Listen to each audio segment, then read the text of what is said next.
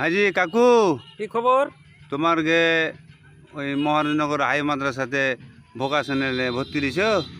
এখন ভর্তি নিয়ে না, ভর্তির ফর্ম ছেড়েছি।